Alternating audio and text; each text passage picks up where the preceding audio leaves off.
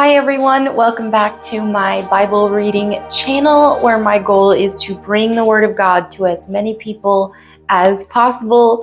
So today we will be continuing where we left off with Samson's story in Judges chapter 16. One day, Samson went to the Philistine town of Gaza and spent the night with a prostitute. Word soon spread that Samson was there, so the men of Gaza gathered together and waited all night at the town gates. They kept quiet during the night, saying to themselves, "When the light of morning comes, we will kill him." But Samson stayed in bed only until midnight. Then he got up, took hold of the doors of the town gate, including the two posts, and lifted them up, bar and all. He put them on his shoulders and carried them all the way to the top of the hill across from Hebron.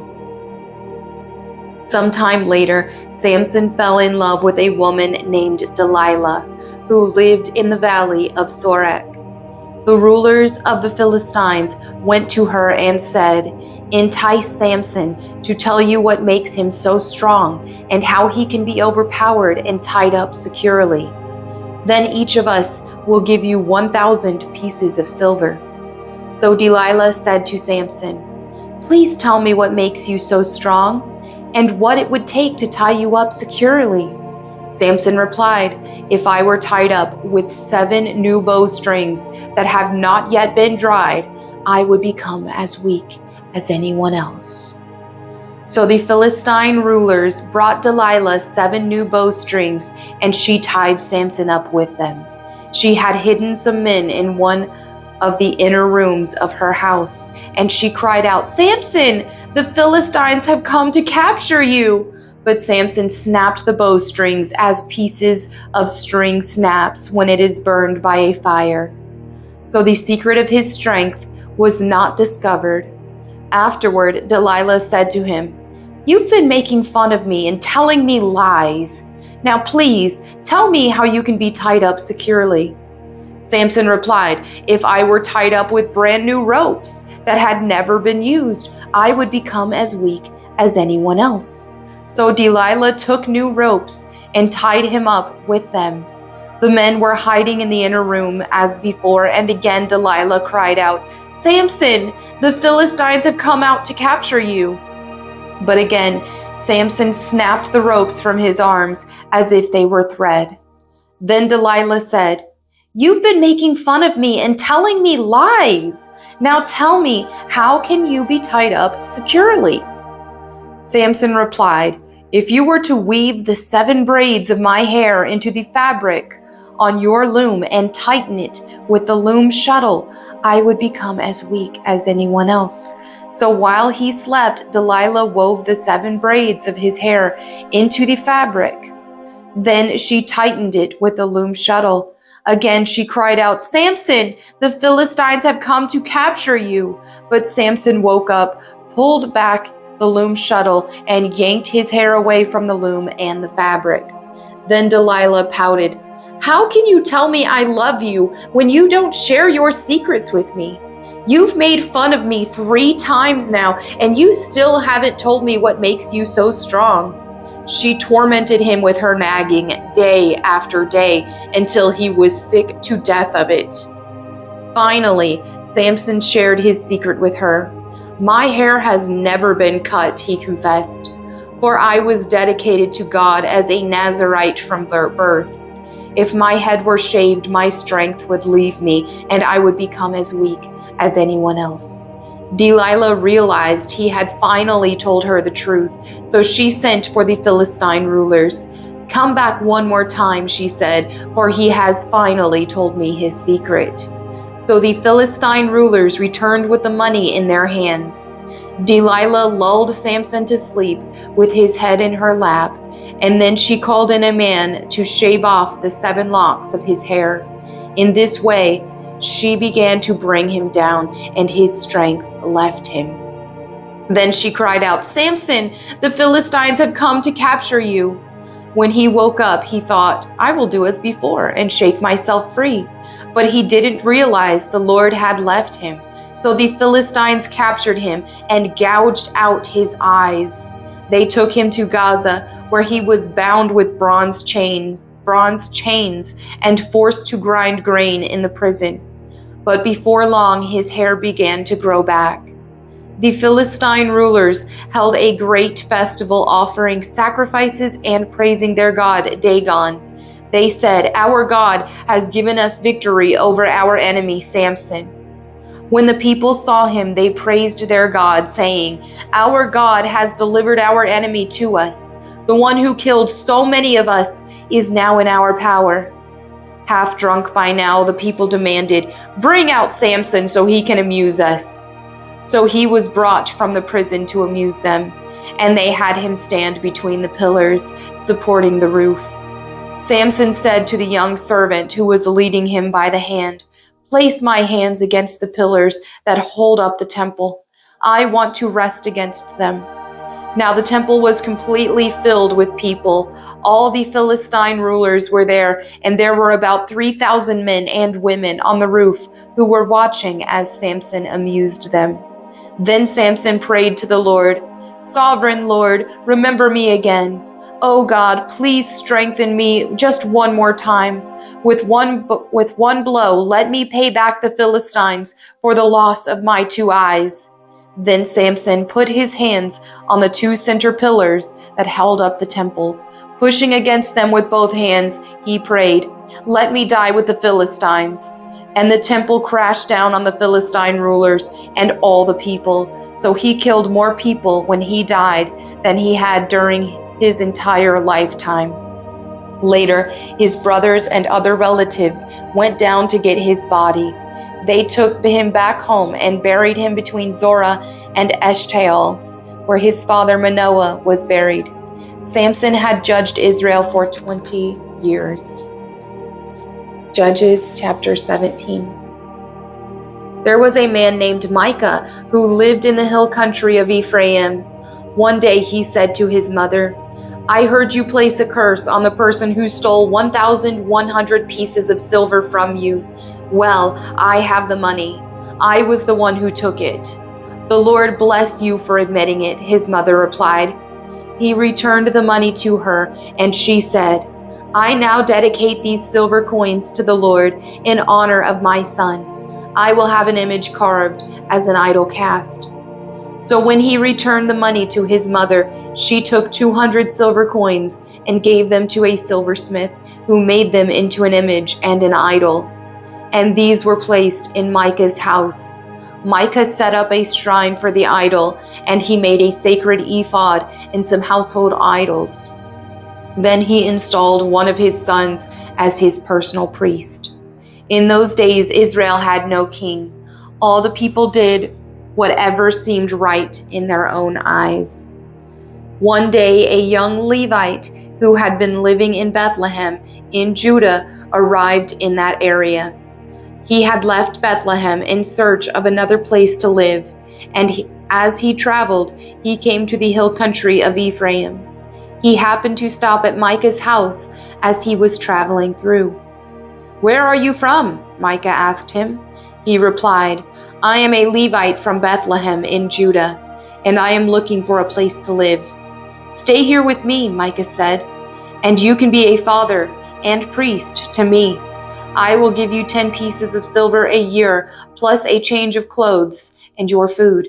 The Levite agreed to this, and the young man became like one of Micah's sons. So Micah installed the Levite as his personal priest, and he lived in Micah's house. "I know the Lord will bless me now," Micah said, "because I have a Levite serving as my priest." All right, and now Judges chapter 18. Now in those days Israel had no king, and the tribe of Dan was trying to find a place where they could settle, for they had not yet moved into the land assigned to them when the land was divided among the tribes of Israel. So the men of Dan chose from their clans five capable warriors from the towns of Zorah and Eshtaol to scout out a land for them to settle in. When these warriors arrived in the hill country of Ephraim, They came to Micah's house and spent the night there. While at Micah's house, they recognized the young Levite's accent, so they went over and asked him, "Who brought you here, and what are you doing in this place? Why are you here?"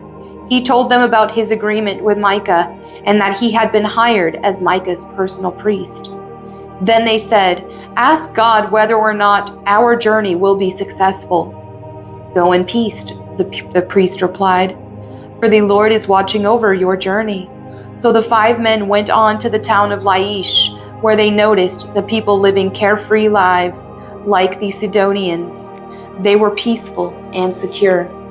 The people were also wealthy because their land was very fertile, and they lived a great distance from Sidon and had no allies nearby.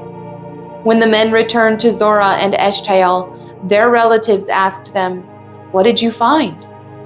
The men replied, "Come on, let's attack them. We have seen the land, and it is very good. What are you waiting for? Don't hesitate to go and take possession of it." "What are you waiting for?" "Oh, I already heard that." "When you get there, you will find the people living carefree lives. God has given us a spacious and fertile land, lacking in nothing." So 600 men from the tribe of Dan, armed with weapons of war, set out from Zorah and Eshtaol.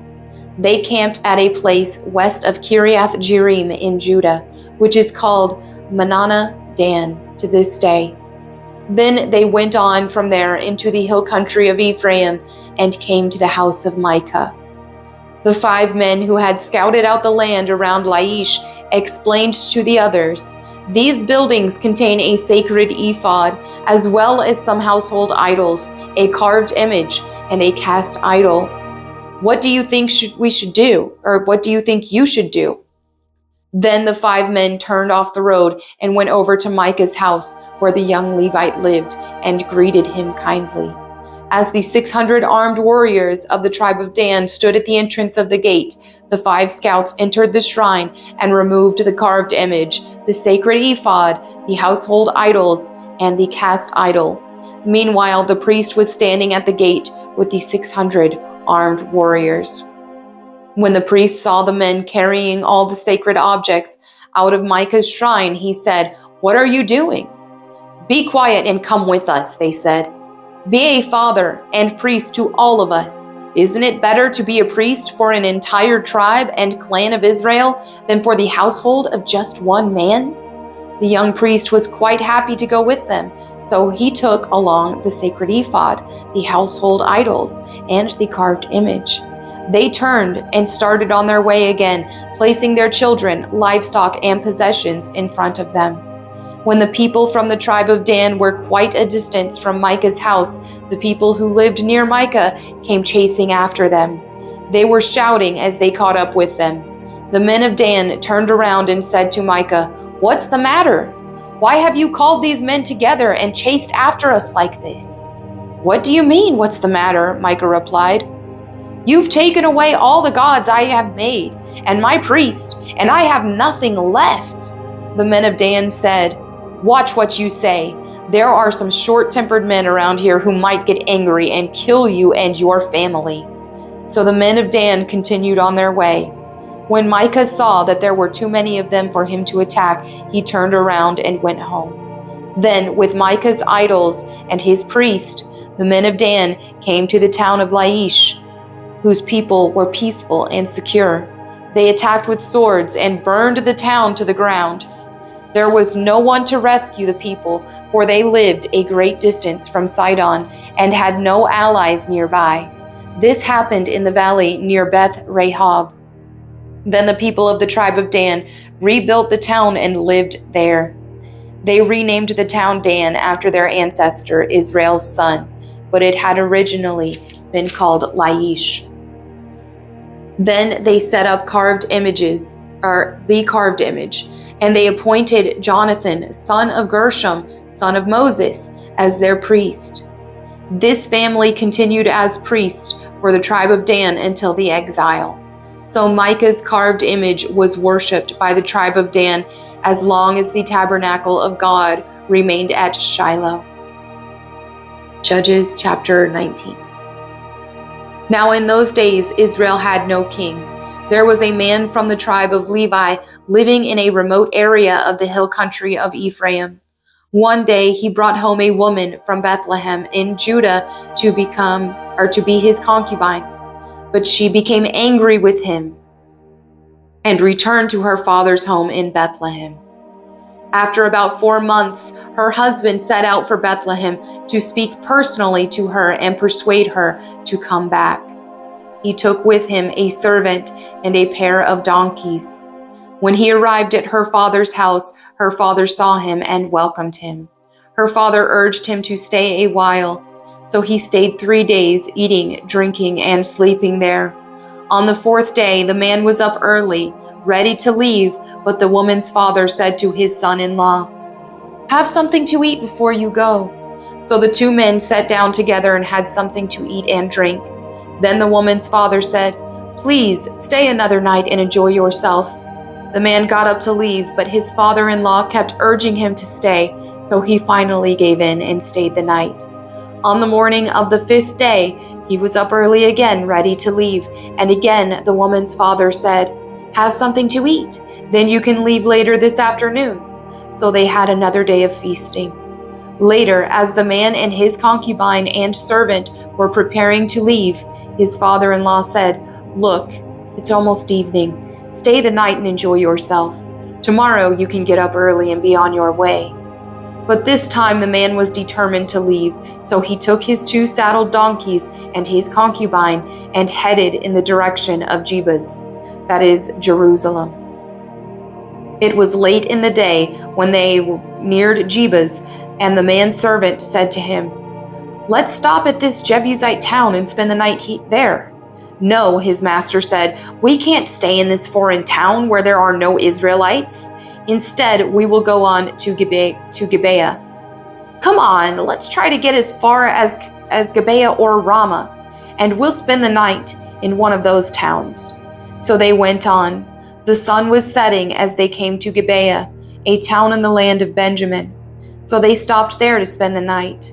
They rested in the town square, but no one took them in for the night. That evening, an old man came home from his work in the fields. He was from the hill country of Ephraim, but he was living in Gibeah, where the people were from the tribe of Benjamin. When he saw the travelers sitting in the town square, he asked them where they were from and where they were going. "We have been in Bethlehem in Judah," the man replied. "We are on our way to a remote area in the hill country of Ephraim, which is my home. I traveled to Bethlehem and now I'm returning home. But no one has taken us in for the night, even though we have everything we need. We have straw and feed for our donkeys and plenty of bread and wine for ourselves." "You are welcome to stay with me," the old man said. "I will give you anything you might need. But whatever you do, don't spend the night in the square." So he took them home with him and fed the donkeys. After they washed their feet, they ate and drank together. While they were enjoying themselves, a crowd of troublemakers from the town surrounded the house. They began beating at the door and shouting to the old man, "Bring out the man who is staying with you so we can have sex with him." The old man stepped outside to talk to them.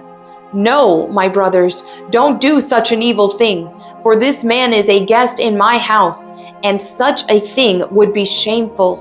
Here, take my virgin daughter and this man's concubine. I will bring them out to you, and you can abuse them and do whatever you like, but don't do such a shameful thing to this man." But they wouldn't listen to him. So the Levite took hold of his concubine and pushed her out the door. The men of the town abused her all night, taking turns raping her until morning. Finally, at dawn, they let her go. At daybreak, the woman returned to the house where her husband was staying. She collapsed at the door of the house and lay there until it was light. When her husband opened the door to leave, there lay his concubine with her hands on the threshold. He said, "Get up, let's go." But there was no answer.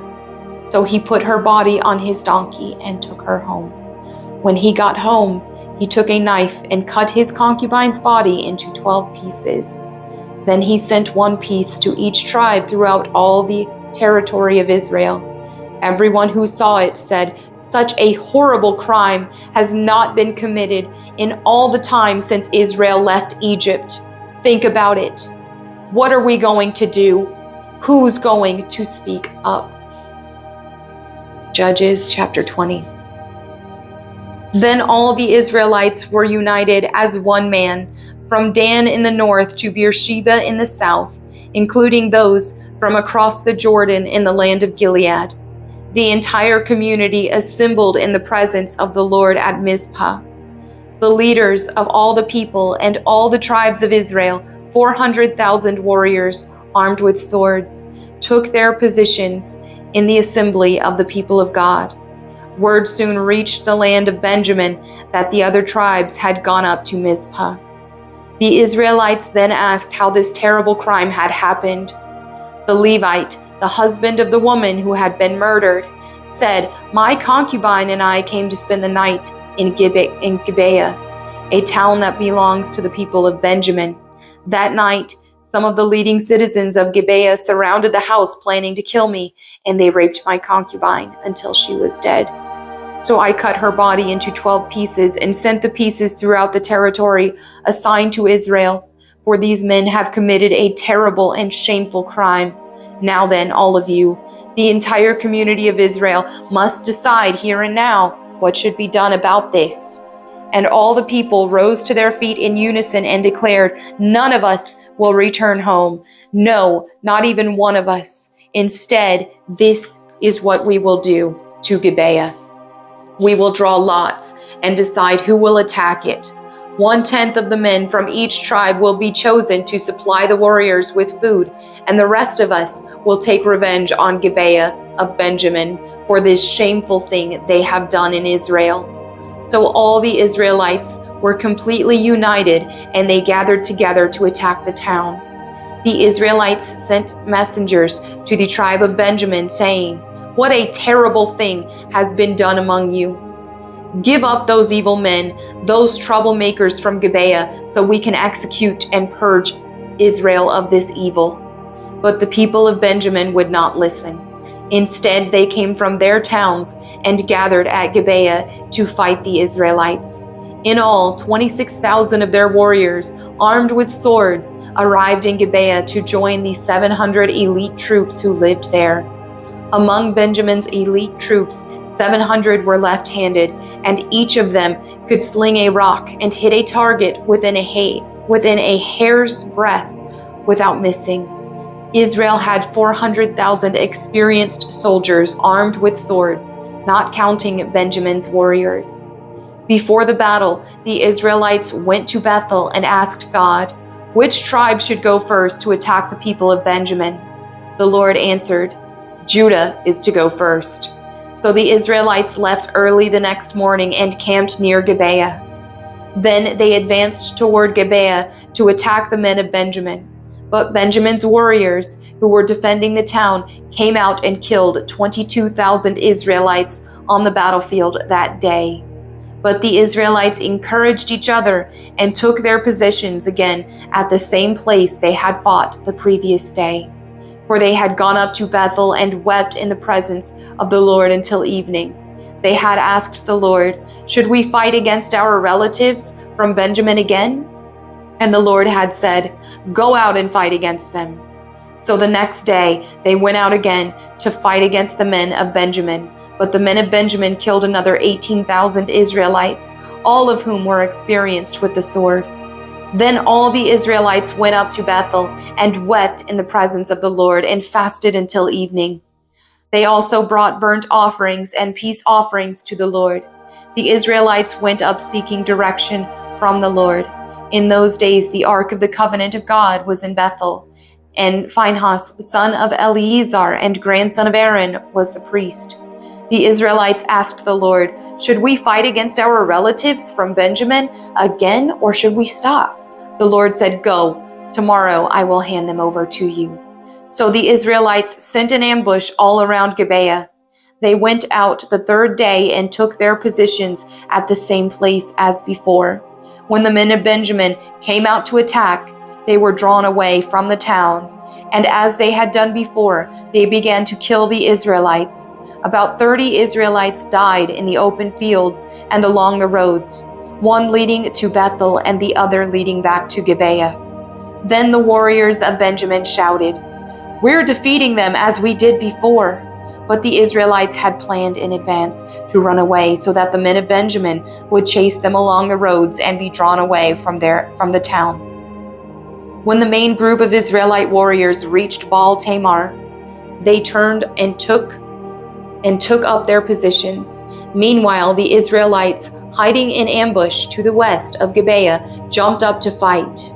There were 10,000 elite Israelite troops who advanced against Gibeah. The fighting was so heavy that Benjamin didn't realize the impending disaster. So the Lord helped Israel defeat Benjamin. And that day the Israelites killed 25,100 of Benjamin's warriors, all of whom were experienced swordsmen. Then the men of Benjamin saw that they were beaten. The Israelites had retreated from Benjamin's warriors in order to give those hiding in ambush more room to maneuver against Gibeah. Then those who were hiding rushed in from all sides and killed everyone in the town. They had arranged to send up a large cloud of smoke from the town as a signal. When the Israelites saw the smoke, they turned and attacked Benjamin's warriors. By that time, Benjamin's warriors had killed about 30 Israelites, and they shouted, "We're defeating them as we did in the first battle." But when the warriors of Benjamin looked behind them and saw the smoke rising into the sky from every part of the town, the men of Israel turned and attacked. At this point, the men of Benjamin became terrified because they realized disaster was close at hand. So they turned around and fled before the Israelites toward the wilderness. But they couldn't escape the battle, and the people who came out of the nearby towns were also killed. The Israelites surrounded the men of Benjamin and chased them relentlessly, finally overtaking them east of Gibeah. That day, 18,000 of Benjamin's strongest warriors died in battle. The survivors fled into the wilderness toward the rock of Rimmon, but Israel killed 5,000 of them along the road. They continued the chase until they had killed another 2,000 near Gidom. So that day, the tribe of Benjamin lost 25,000 strong warriors armed with swords, leaving only 600 men who escaped to the rock of Rimmon, where they lived for 4 months. And the Israelites returned and slaughtered every living thing in all the towns, the people, the livestock, and everything they found. They also burned down all the towns they came to. Okay, so I forgot that there was one more chapter in Judges, just one more. So I'm actually going to read that for this video and finish out Judges, and then we will start Ruth tomorrow. All right. The Israelites had vowed at Mizpah, "We will never give our daughters in marriage to a man from the tribe of Benjamin." Now the people went to Bethel and sat in the presence of God until evening, weeping loudly and bitterly. "O Lord, God of Israel," they cried out, "why has this happened in Israel? Now one of our tribes is missing from Israel." Early the next morning, the people built an altar and presented their burnt offerings and peace offerings on it. Then they said, "Who among the tribes of Israel did not join us at Mizpah, when we held our assembly in the presence of the Lord?" At that time, they had taken a solemn oath in the Lord's presence, vowing that anyone who refused to come would be put to death.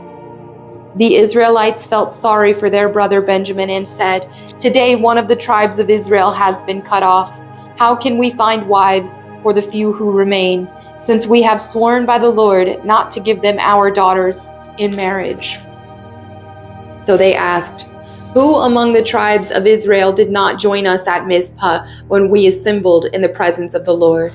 And they discovered that no one from Jabesh Gilead had attended the assembly.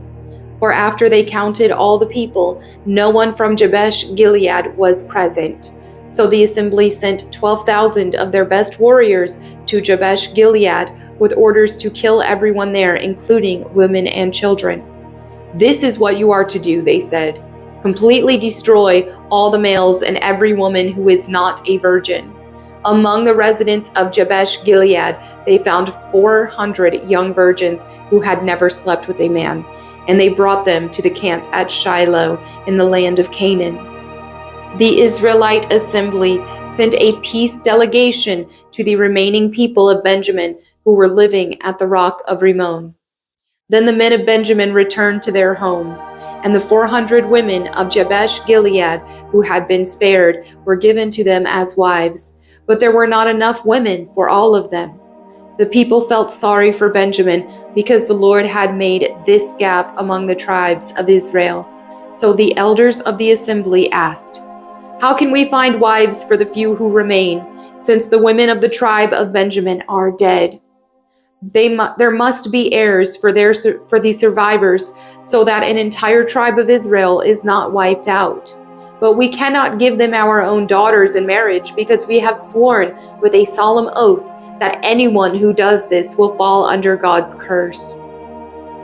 Then they thought of the annual festival of the Lord held in Shiloh, south of Lebonah and north of Bethel, along the east side of the road that goes from Bethel to Shechem. They told the men of Benjamin who still needed wives, "Go and hide in the vineyards. When you see the young women of Shiloh come out for their dances, rush out from the vineyards, and each of you can take one of them home to the land of Benjamin to be your wife. And when their fathers and brothers come to us in protest, we will tell them, 'Please be sympathetic. Let them have your daughters, for we didn't find wives for all of them when we destroyed Jabesh Gilead. And you are not guilty of breaking the vow, since you did not actually give your daughters to them in marriage.'" So the men of Benjamin did as they were told. Each man caught one of the women as she danced in the celebration and carried her off to be his wife. They returned to their own land, and they rebuilt their towns and lived in them. Then the people of Israel departed by tribes and families, and they returned to their own homes. In those days Israel had no king. All the people did whatever seemed right in their own eyes.